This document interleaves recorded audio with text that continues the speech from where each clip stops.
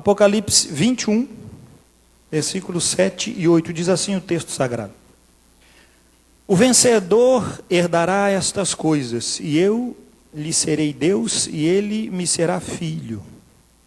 Quanto, porém, aos covardes, aos incrédulos, aos abomináveis, aos assassinos, aos impuros, aos feiticeiros, aos idólatras e a todos os mentirosos, a parte que lhes cabe será no lago que arde com fogo e enxofre, a saber, a segunda morte. Quando estava lendo outro texto da palavra do Senhor, buscando o meditar da palavra de Deus, veio esse texto de Apocalipse como algo na mente. Aquele que você está lendo um texto e vem na mente. Eu comecei a pesquisar mais afinco para entender. Aqui no capítulo 21, está sendo descrito como é que vai ser o novo céu e a nova terra. O tempo estabelecido por Deus e como será revelada a nova Jerusalém, a cidade preparada para os santos. E dentro do contexto desse versículo, ele traz algo muito particular para nós. Ele diz que aquele que vence, ele vai herdar, ele vai agir, ele vai andar. Porque ele será um com Deus. Ele terá uma ligação tão profunda com Deus. Esse texto do versículo 7 do capítulo 21 tem aquele contexto de Jesus, quando diz: olha, onde eu estarei, vós estareis também. É algo muito próximo. Mas Jesus não está lá parado. Ele tem todo um envolvimento e nós vamos estar nesse mover espiritual de Deus. Teremos um corpo glorificado, uma mente renovada. Não seremos mais escravos de nada. Tudo que o Senhor fizer, nós andaremos e seremos um com Ele. A Bíblia chama esse de vencedor. Mas vencedor por quê? Porque ele teve uma caminhada, ele teve uma conduta, ele teve um tempo de verdadeira instrução diante de Deus. Ele se ligou a Ele. Gente, isso é magnífico, porque a obra da cruz nos proporciona isso, é nos ligarmos a Cristo. É sentir no nosso corpo de carne que Ele foi crucificado. É sentir na nossa mente que ela é renovada. É sentir no nosso peito que o Espírito Santo está em nós. É ter certeza das coisas de Deus. É isso que o texto está dizendo. Os vencedores, eles têm certeza que eles vão para o céu. Eles têm certeza que eles estão com Deus. Ah, mas vai vir a morte, ela não tem mais poder, porque Jesus afirmou, está na sua palavra, aquele que ainda morra, que porventura seu corpo venha a morrer, ele creu na ressurreição e na vida. Ele disse: e eu vou ressuscitar. Não tem mais domínio. Esse é o vencedor. É aquele que não tem mais por que chorar, porque ele enxugará dos nossos olhos toda lágrima. É algo completo. É algo pleno. Mas a graça desse capítulo é que já vem com esse acompanhamento da terra para o acompanhamento do céu. Não dá para caminhar lá no céu desse jeito. Começa a caminhar aqui. Começa a interagir com essa ligação plena de Deus agora. Mas a palavra também diz para nós com todas as letras, versículo 8: quanto, porém, aos covardes. E a gente pensa que covarde é o tímido, não. Timidez é uma característica da pessoa que às vezes salvaguarda ela de algumas besteiras, né? Ou se oculta, né? Como a gente viu aquele cara que soltou uma bomba lá e matou o jornalista lá, o câmera lá, o Santiago. No serviço, quando descobriram que foram ele, todo mundo ficou abismado. O cara era quieto, pacífico. E aí entrevistaram um psiquiatra, não sei se vocês viram, como é que uma pessoa pacífica, humana, companheira, se transforma. Aí o psiquiatra disse: ele tem um distúrbio, se ele estiver no meio de uma multidão, ele vira um assassino. Porque ele está ocultando a sua identidade. Ele quebra, ele mata, depois ele tira a máscara preta e é um cidadão que ninguém diz que ele é. Aí os Spurgeon é um psicopata. O que tem de crente assim, então? Nós ia jogar pelo ladrão. Que na igreja é santo. E na rua os chifres aparecem, o rabo apontudo. E sai um manhaca de budum de enxofre que não há quem aguente. Mas na igreja, meu filho, ele vem com, mastigando cravinho, ninguém sente o bafo, larga um avanço no sovaco e vem para a igreja. Sabão de coco velho, do bom. Aí fica misturada a caatinga e aí passa. Não é nesse sentido, mas de uma covardia que não se faz, não toma posição. Essa é a covardia que a Bíblia está dizendo. O que persevera alcança. O covarde é aquele que fica na mesma coisa. Pastor, não tinha uma melhor tradução? Pois é, nós podemos colocar aqui, quem sabe, um sentido mais amplo para covarde. Mas o covarde para nós é alguém que chuta pelas costas. O covarde é alguém... Foi a nossa língua mutando um pouco, mas o covarde, o termo original, era alguém opaco, sem luz. É alguém que não faz nada para não se envolver. Enquanto que o texto está dizendo que nós precisamos nos envolver com Deus, senão não temos parte com Ele. Mas ele não quer se envolver com nada. Esse é o covarde, nesse sentido. Esse é o covarde. E na igreja está cheio de covarde. A Bíblia diz que esse covarde não vai para o céu. Então, é para você abrir o olho, irmão. Isso quer dizer que você não tem o Espírito Santo. Isso quer dizer que você não é regenerado. Isso quer dizer que você não nasceu de novo. Lá vem o pastor com a mesma conversa. Lógico, meu filho, se tem perdido eu tenho que pregar para salvar, né? Quem sabe hoje a salvação chega na sua casa. Um dia tem, um dia chega. Outro, aos incrédulos. Incrédulo, mamão com açúcar. Mas o incrédulo também não muda muito. Porque o incrédulo não é aquele que não crê. O incrédulo é aquele que crê muitas vezes, mas não pratica. A incredulidade aqui é uma incredulidade de alguém que se mistura com as coisas que possui. É isso que o termo quer dizer. Ué, mas a Bíblia diz que o incrédulo, sim, ele acredita que do jeito que está, ele vai chegar no céu. Ele acredita nele. Mas isso é incredulidade? Claro que é. Incredulidade é aquele que não acredita que Cristo pode salvar. Ele acredita. E aí vamos ver quantos aí estão nas igrejas, enchendo os templos, fazendo procissões, clamando por tudo que é santo, pensando que vão chegar lá e vão ter salvação. A Bíblia chama essas pessoas de incrédulos, mas eles não são fervorosos. São, mas a Bíblia chama eles de incrédulos. Por quê? Porque se ligam com tudo que se oferece, menos com Deus. Quem se ligou com Deus é vencedor. Quem se liga com tudo que está aí, se perde. Outro, os abomináveis. É a prática daquilo que ele concorda. É abominação para Deus. Ah, mas não é. Nossa sociedade hoje vive mais ou menos desse jeito.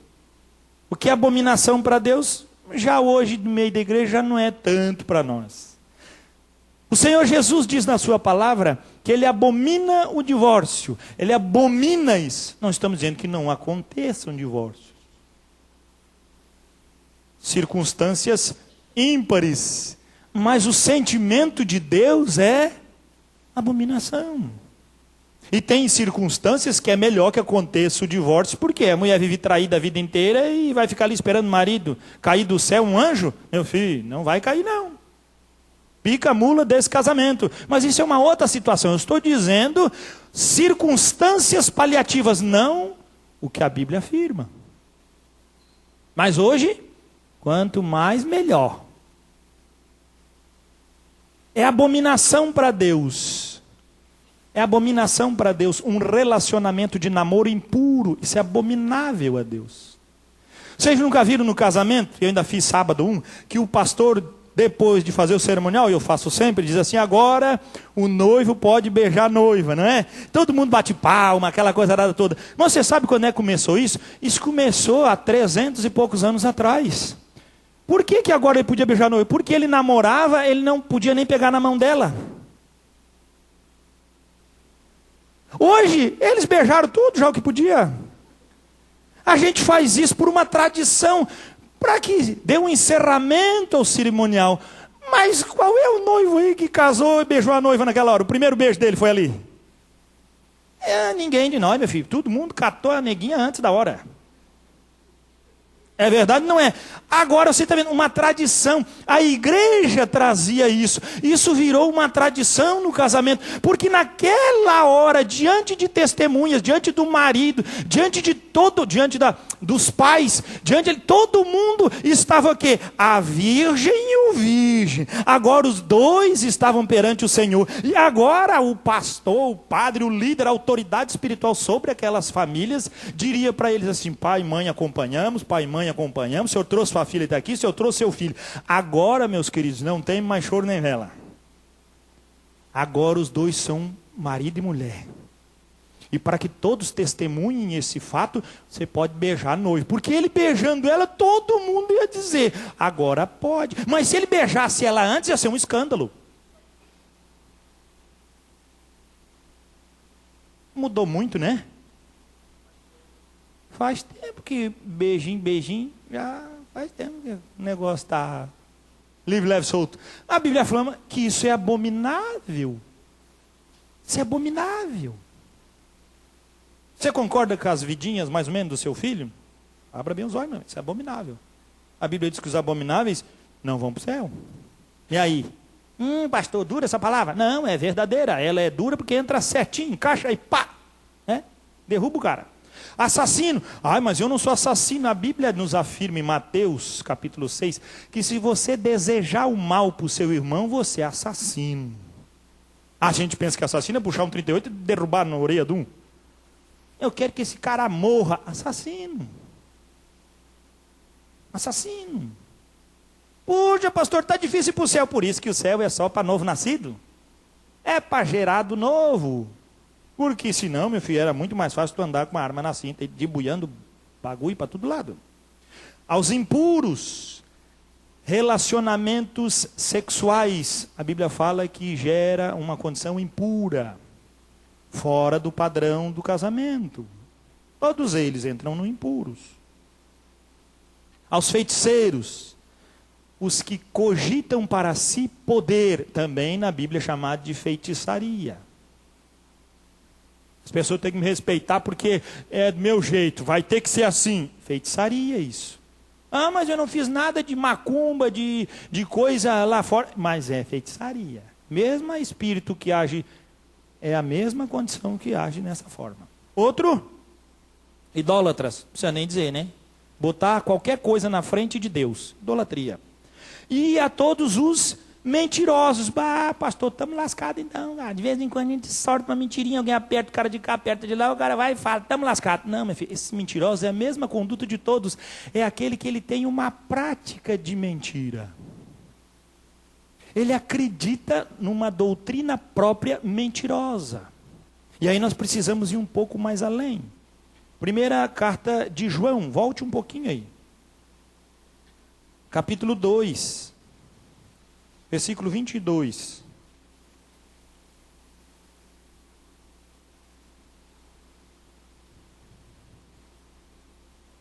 Primeira João 2, 22. O que é que diz o texto para nós? Olha lá. Quem é o mentiroso? Quem é o mentiroso? É aquele que não fala a verdade. O que é que o texto está dizendo para nós? Vamos olhar para o texto, para a gente ver a condição do todo.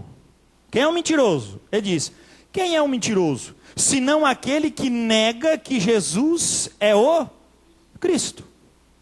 Este é o anticristo, o que nega o Pai e o Filho. Aí você diz, tá pastor, mas eu não nego o Pai, nem nego o Filho, eu creio em Jesus, creio em Deus. Gente, não é nesse sentido que ele está falando, essa negação não é verbal, essa negação é de atitude. O mentiroso não é o cara que fala pela boca, o mentiroso é o que age contrário àquilo que a palavra diz. Esse é o anticristo.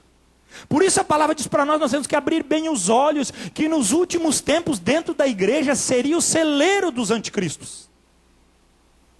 Teologias e doutrinas estranhas defendidas por mentirosos dentro da igreja. Como, pastor? É isso que ele quer dizer com isso. Temos que abrir os olhos, arregalar de quase mesmo sumir na cara. O texto está dizendo para nós temos que abrir bem os nossos olhos, para nós não se envolvermos com esse mundo de mentiras. Mundo do quê? O mundo externo, o mundo onde o anticristo se revela. O anticristo vai se revelar pelo poder. Poder do quê? Econômico. Poder o quê? Poder religioso. Poder o quê? De domínio, de força. Esse é o tripé do domínio do anticristo. Esta é a ação do anticristo que virá sobre todos. E aí, o apóstolo João está dizendo, gente, vocês precisam ficar espertos com esse negócio. Isso é um ensino, um engodo, um manifesto de mentira. E ele vai acreditar em Jesus, ele acredita em Deus, mas a reação dele é contrária àquilo que a palavra diz. Nós não estamos vivendo em tempos muito longe disso. Eu mesmo encontro, vira e mexe, pessoas que vêm falar comigo, pastor, a Bíblia fala isso, mas era para aquele tempo, hoje em dia não é mais assim. Eu digo, não, hoje em dia é assim. Mas naquele tempo era para isso, hoje está liberado. Não, a sociedade liberou, mas a palavra de Deus não liberou. Mas e doutrinas de quem? Da onde vem essas doutrinas? Do mundo. Se vem do mundo, elas têm um dono. Quem é o dono? O mentiroso. Quem é o mentiroso? Aquele que nega com suas atitudes, tanto o pai quanto o filho. Isso é a mais pura da verdade. O que mais que ele diz? 23. Todo aquele que nega o filho, esse não tem o pai. Por que nega o filho? O filho está com letra maiúscula. Se você for para o texto original, diz aquele que nega o filho, ele está dizendo que nega não Jesus. Eu não acredito em Jesus. Não é esse negar. Ele nega a eficácia da obra da cruz. Cara, quanto crente está na igreja, diz que vai para o céu, mas não sabe se tem o Espírito Santo nele. Cara, é de chover, rapaz. Quanto crente eu falo, tico-tico, tete a tete, e os caras não sabem se vão para o céu, não sabem o que vai acontecer amanhã. Se amanhã Jesus vir estar preparado, não, preciso de mais um tempo. Não tem tempo, meu filho, tu vai para o inferno. Não tem escapatória, ou vai ficar aqui, né? Não vai subir. Porque negam o filho, negam a eficácia de uma obra que é transcendental e poderosa sobre todos os homens. É uma obra que atinge todos. É uma obra que liberta todos. Mas eles não creem nesta obra. Isso é a doutrina do quem que eles estão seguindo? Do anticristo. Mas eles vêm na igreja por medo. Eles vêm na igreja por religiosidade. Eles vêm na igreja porque estão acostumados. Mas andam na doutrina do anticristo. Negam o filho. E quem nega o filho, o texto diz, igualmente nega o pai. 24. Permaneça em vós o que ouvistes desde o princípio. O que eles ouviram desde o princípio? Que Jesus se fez carne, habitou entre nós e nós vimos a glória do Filho de Deus. Cara, quem está escrevendo isso aqui é João. Ele está dizendo, gente, a doutrina que nós temos ouvido e visto. Olha lá, capítulo 1 de 1 João, versículo 1. Olha lá, é isso que ele está. Ele está está reanunciando, e em todas as cartas dele, ele diz, cara, gente, Cristo veio em carne, ele apareceu entre nós. O que era desde o princípio, é esse princípio que ele está dizendo lá, nós não podemos fugir do princípio. O que temos ouvido, o que temos visto com os nossos próprios olhos, o que contemplamos e as nossas mãos apalparam com respeito a quem? Ao verbo da vida. E a vida se manifestou a nós, ou melhor, se manifestou e nós a temos visto, e dela damos testemunho, e vô-la anunciamos. Quem é? A vida eterna, a qual estava com o Pai e nos foi manifestada. 3. O que temos visto e ouvido, anunciamos também a vós outros, para que vós igualmente mantenhais comunhão conosco. Ora, a nossa comunhão é com o Pai e com seu Filho Jesus Cristo. Estas coisas, pois, vos escrevemos para que a nossa alegria seja completa. É que ele está dizendo? Tudo isso é ligado a Cristo para que nós tenhamos uma só comunhão. Mas nós escutamos dentro da igreja, muitas vezes, pessoas dizendo o quê? Irmãos, importa é buscar Deus, não importa estar ligado a uma igreja. Doutrina de quem que é isso? Do anticristo. Não, eu busco Deus. Eu não vou estar debaixo de autoridade de homem nenhum. Mas quem que disse que está debaixo da autoridade do único homem que se revelou numa cruz? Está debaixo de alguma coisa? Isso está debaixo de vida e não de canzil? Isso está debaixo de liberdade? Se você tem a tua liberdade, isso demonstra que você não tem a liberdade de Cristo. Quem tem essa doutrina é o diabo. O diabo tem essa doutrina. Ele diz, não, vou ficar debaixo da doutrina de Deus, não. Eu vou montar o meu próprio reino e quem quiser me seguir, siga-me aqui, que aqui nós vamos fazer um reino do nosso jeito. Aqui nós escolhemos o que nós queremos. Essa doutrina é do anticristo. É a doutrina anticomunhão. João está dizendo aqui o que foi. Qual era o princípio elementar? Cristo e sua obra. Depois dela, a manifestação da comunhão em sujeição ao cabeça que é Cristo. É isso que ele ensinou desde o princípio.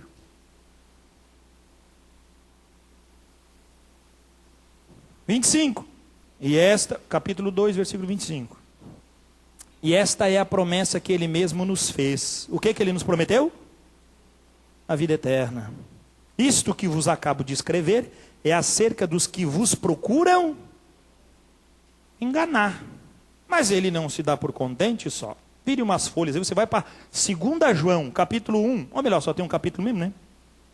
2 João 1, versículo 7 em diante. Você vai ver que ele vai falar as mesmas coisas, mas agora acrescentando mais. Olha lá, versículo 7 do capítulo 1. Porque muitos enganadores têm saído pelo mundo afora. Olha, gente, era só naquele tempo. Hoje não existe mais, tá? Então tudo aí, prestando atenção mesmo. Hoje não existe mais nenhum enganador. O diabo ficou lá, só no tempo de João. Hoje o diabo está amigo, se converteu, está aí na igreja, hoje está todo mundo na boa. É assim? Meu filho, se naquela época existiam enganadores e João está alertando, eu quero dizer para você hoje, boca aberta, cabeça seca, o que tem de enganador hoje?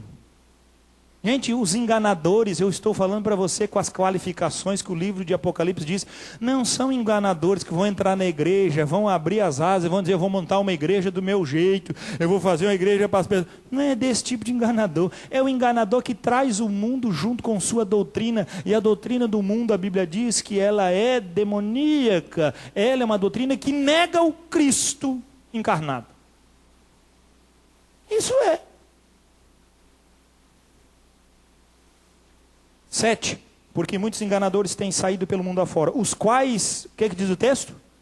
Não confessam Jesus Cristo vindo em carne. Assim é o enganador e o anticristo. Quando ele diz que não confessa Jesus em carne, eles não reconhecem que Jesus veio em carne e osso. Por isso que ele escreve lá primeiro, nós tocamos o verbo de Deus. Segundo, eles não reconhecem a obra feita por Cristo na cruz, com carne. E eles não reconhecem a ressurreição de Cristo que foi feita na carne.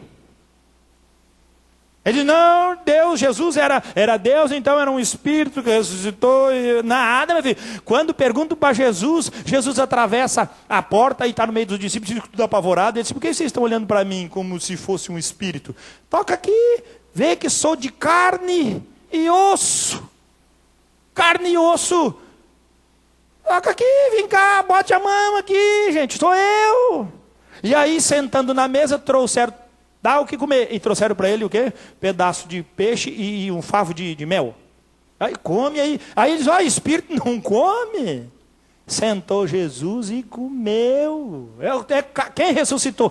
Eu ressuscitei na carne, para dizer que o poder da cruz e da ressurreição é Senhor sobre a carne, não mais o pecado. Mas o anticristo, essa é muito fraco. Eu não consigo. Essa doutrina é do anticristo. Essa doutrina do anticristo está forradinho dentro da igreja. Cheio de crente, não me toque. Cheio de crente que não crê no poder da cruz. Que não usufrui do poder da ressurreição. E João está dizendo aqui. O que ele diz mais? Assim é o enganador e o anticristo. Versículo 8: acautelai-vos para não perderdes aquilo que temos realizado com esforço, mas para receberdes completo galardão. O que João estava dizendo? Gente, nós estamos caminhando com vocês todo esse tempo, e tem gente que está caindo pelas beiradas. Ele está dizendo: gente, vocês vão ficar para trás e vocês não vão receber galardão. Cara, ele está falando para a igreja. Tem gente dentro da igreja caindo na anedota que estão contando. Eles estão perdidos, cara. Vão perder o galardão. Que diz mais? 9. Todo aquele que ultrapassa a doutrina de Cristo e nela não permanece, o que é que diz o texto? Não tem Deus. O que permanece na doutrina, esse tem tanto o Pai como o Filho. Por que ultrapassa a doutrina de Cristo? Porque eles trazem dizendo que a melhor doutrina é a doutrina do amor. Então nós podemos fazer o que quiser porque é amor. Né? Tudo pode porque é amor, pastor. Se é o amor, tudo pode. Então pode se agarrar 2 mulheres, 2 homens, pode fazer tudo, pode se agarrar 10 num quarto escuro, porque é amor, ninguém está machucando ninguém, ninguém está ferindo ninguém, então pode. E se pode, mas a Bíblia diz para nós que essa doutrina, ela ultrapassa os limites. Ah, mas então existe um limite, lógico, a obra da cruz tem um limite. Porque Deus sabia que o anticristo, ele entraria na igreja e ele mostraria para a igreja algo muito maior. E a igreja dizia: poxa, eu posso viver o amor com Deus, buscar a fidelidade dele e usufruir toda a carnalidade que está aí. É isso, e nós já estamos vendo nesses dias. Mas você imagina daqui 30 anos como é que vai ser? Aí vai ser a Sodoma e Gomorra. Aí vai ser, segura, peão. E a palavra está dizendo para nós: gente, esse povo ultrapassou, mas vai conversar com o ladrão. Ele diz: não, mas é um pouquinho. Aí vai falar com o cara que tem 50 na fila do banco, ele passa lá na frente de todo mundo, e ele diz: não, mas eu estava com pressa. Que vai falar do cara que tem lá vaga para estacionar, o velhinho, e ele tem 19 anos, e ele vai lá, estaciona e vai fazer o que ele quer, e depois sai tudo. Bom, mas essa vaga aqui não é uma pessoa necessitada. Ah, mas eu estava com pressa. É a lei do anticristo. Pode, eu posso. Ué, eu vi, eu sou livre, eu estaciono onde eu quero. Deus me ama do jeito que eu sou. Eu faço o que eu quiser. Essa doutrina é do anticristo, e o apóstolo está dizendo que ela é demoníaca. Para ir para o céu, tem que ter paciência e perseverança. É diferente ou não é? Está entendendo, meu irmão, o que o pastor está pregando hoje aqui? Está pegando no calo, né? E a Jorge mesmo, cara. Porque nós vivemos num mundo de fantasias, às vezes, dentro da igreja.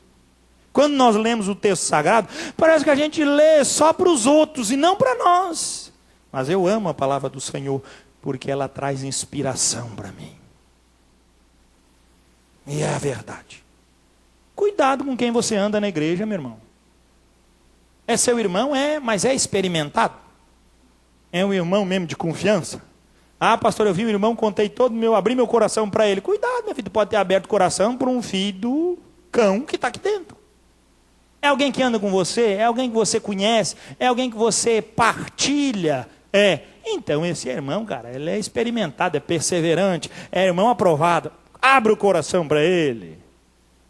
Isso é a igreja. Agora, não é experimentado?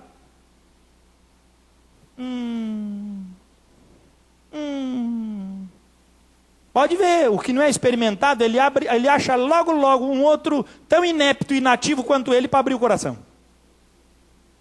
Você já viu? Uma pessoa que divide, uma pessoa que afronta, uma pessoa feiticeira.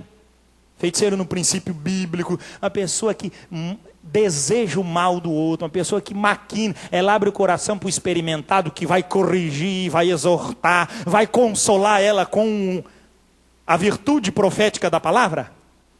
Não, ela vai procurar alguém que vai concordar com ela. Para que ela vai ser exortada? Para que ela vai ser confrontada? Não precisa, ela vai encontrar alguém do seu molde. O anticristo faz desse jeito. O diabo foi um por um dos anjos do céu e disse, cara, vou montar uma coisa, estou dentro. E nessa conversaiada dele, ele levou, diz Apocalipse, 1/3 dos anjos do céu. O cara era bom de prosa? Não era. Por isso que criaram 171, é o número do capeta. Conversa, cara, bicho, é estelionatário de primeiro, desde o começo. E aqui o apóstolo está trazendo, mas irmãos, existe pastor, tem tantas coisas que ele está trazendo esse texto que eu não via. Meu filho, é a tradução, nós temos que ver, mas Deus é tão gracioso que Ele traz para nós pastores, profetas, pessoas que vão ensinar a igreja de forma clara, para ver, entender e caminhar em cima daquilo que ela está vendo, entendendo. Isso é importante. O que diz mais?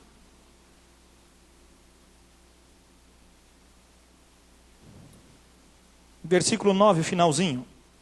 O que permanece na doutrina, esse tem tanto o pai como o filho.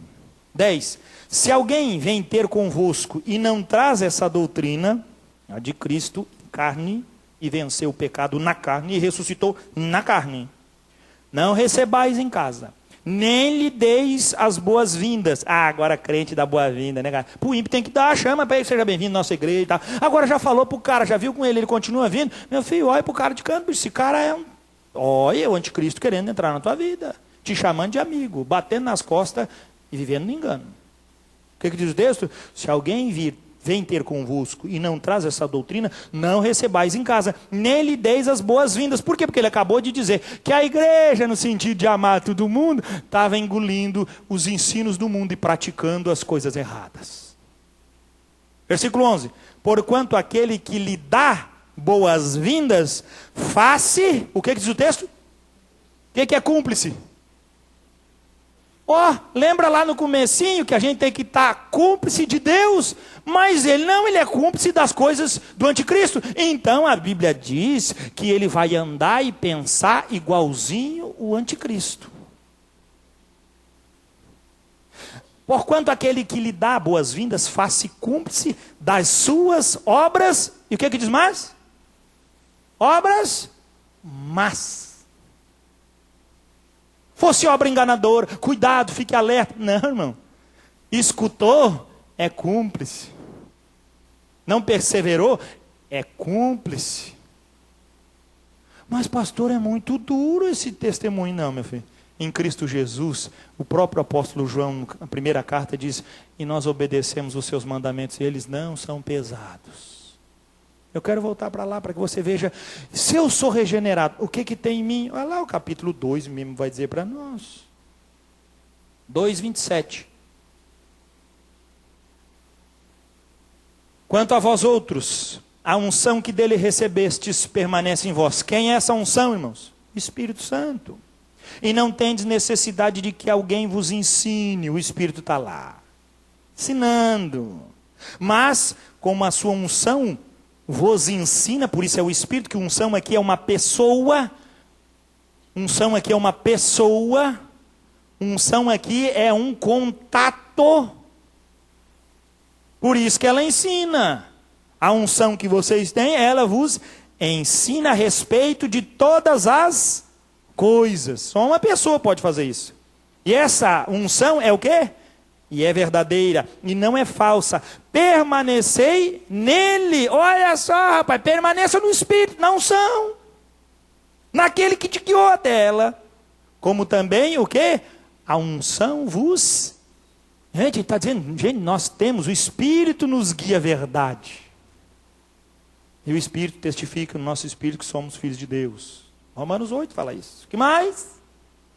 28, filhinhos, agora pois permanecei nele, em Cristo, para que quando ele se manifestar, tenhamos confiança e dele não nos afastemos envergonhados na sua vinda. 29, se sabeis que ele é justo, reconhecei também que todo aquele que, diz o quê?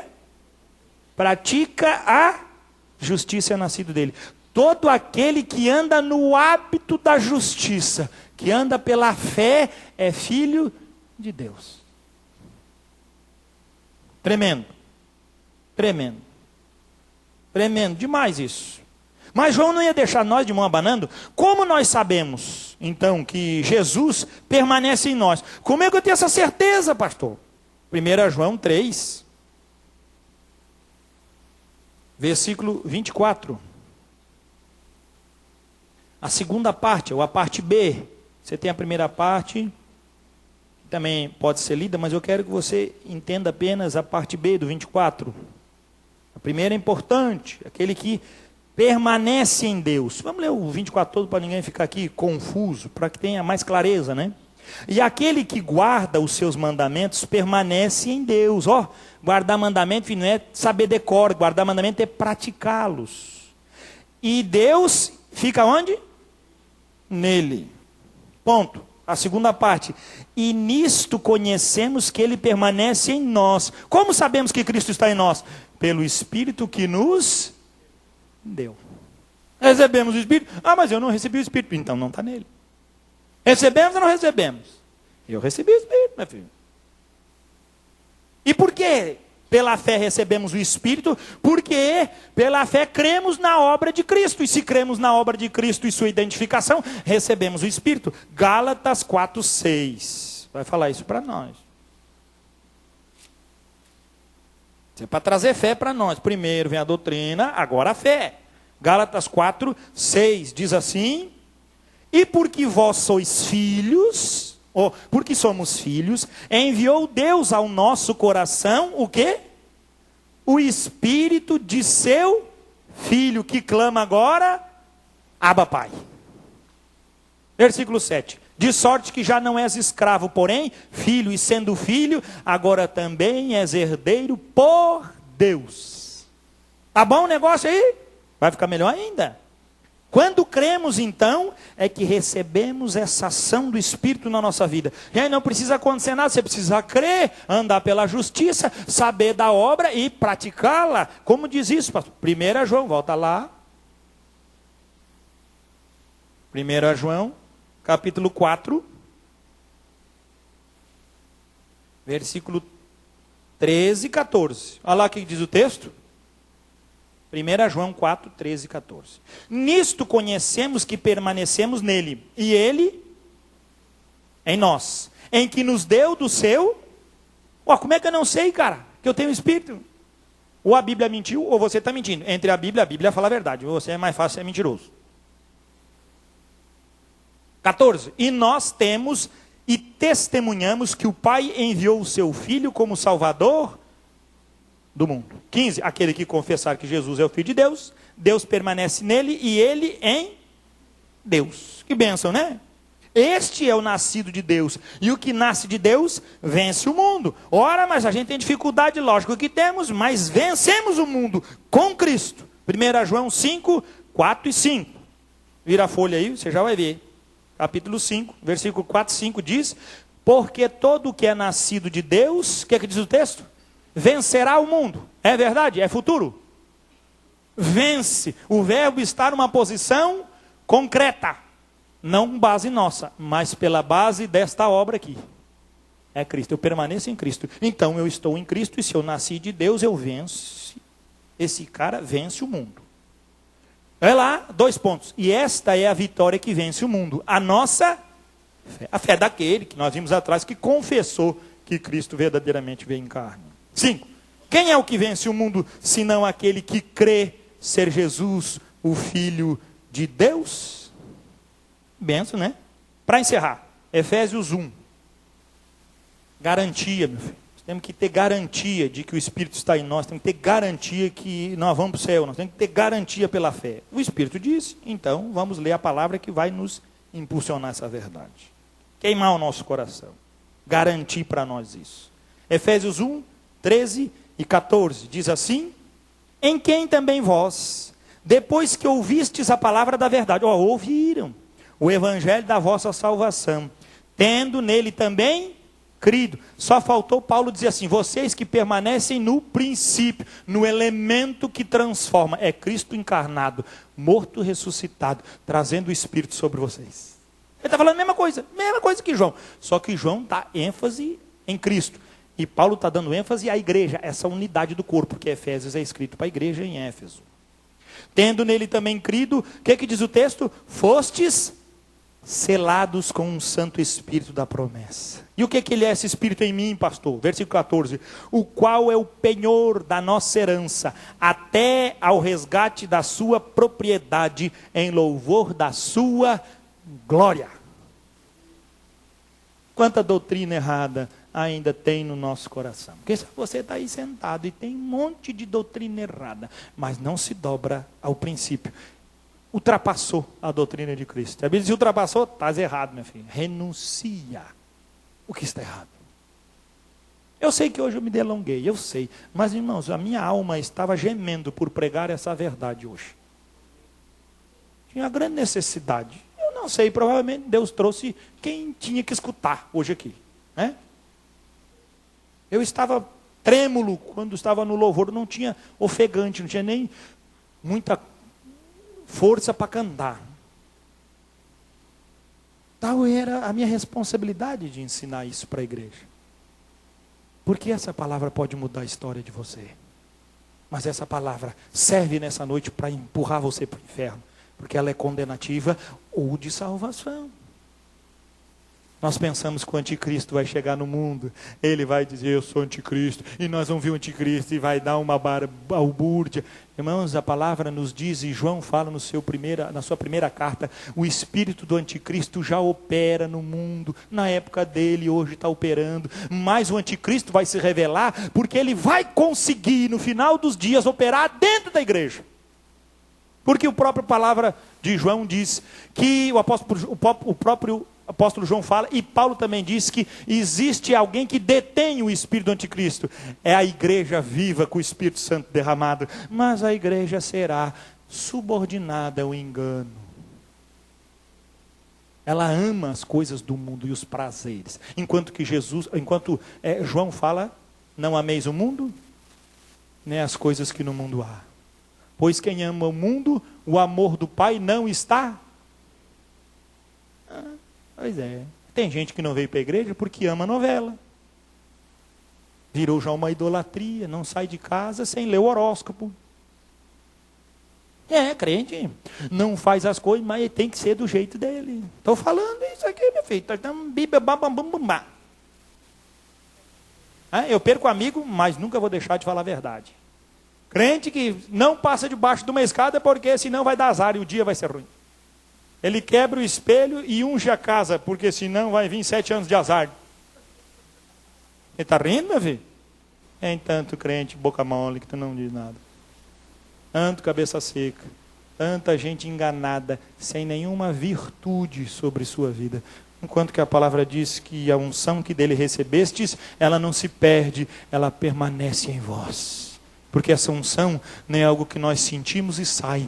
Ela é uma pessoa que nos ensina a toda a verdade. Essa é a única verdade. Somos filhos de Deus? Nós temos. Quem se regozijou? Vários textos nós dizemos que há um Espírito em nós, nós somos selados. A promessa está dizendo. Mas tem uns aí que estão tristes, meio cabeça baixa, preocupados. Meu filho, ainda há tempo de se converter. É só crer que Jesus vem cá, ressuscitou.